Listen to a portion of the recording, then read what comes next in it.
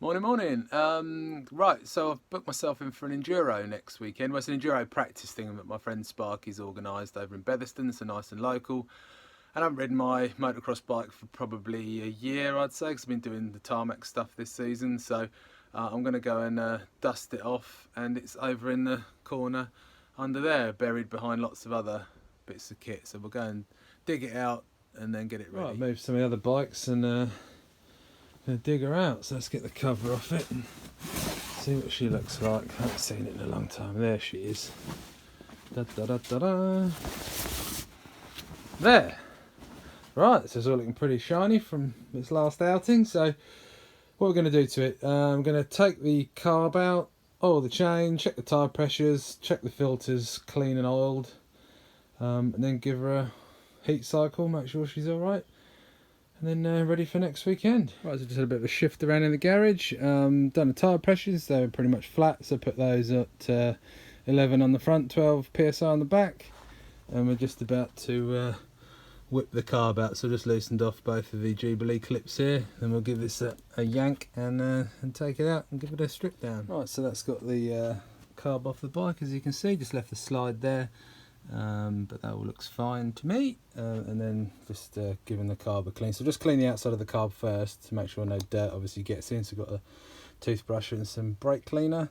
Just whipped off the filter bowl there, which all looks quite good. The fuel hasn't gone off, which is good, so that's all still quite runny, which is good because sometimes it goes all gummy and disgusting if you've left it for a long time.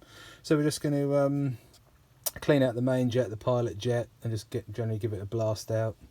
Pop it back together, stick some fresh fuel in it and fire her up hopefully.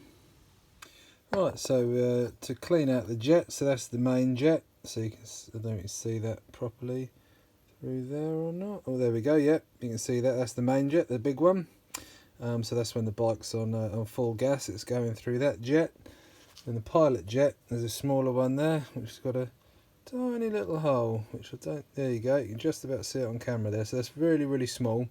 That can get sort of gummed up with old fuel and oil and other debris. So, you know, if the bike's not pulling off the bottom end or running a bit woolly, this is normally the culprit. So what I tend to do is to just get some brake cleaner like so, or carb cleaner.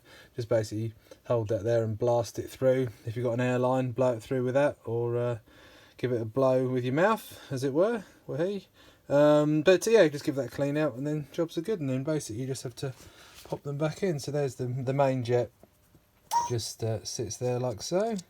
Which, sorry, one thing I forgot to mention, it's also a good idea just to tip your carb up that way. I've done this already, but basically spray some carb cleaner down there, down into that hole, where are we? There's my finger, that hole there. Where the pilot jet goes, and then just give those a blast through, then put them back in. So we'll just pop these jets back in like so. But the same goes for pretty much any two-stroke.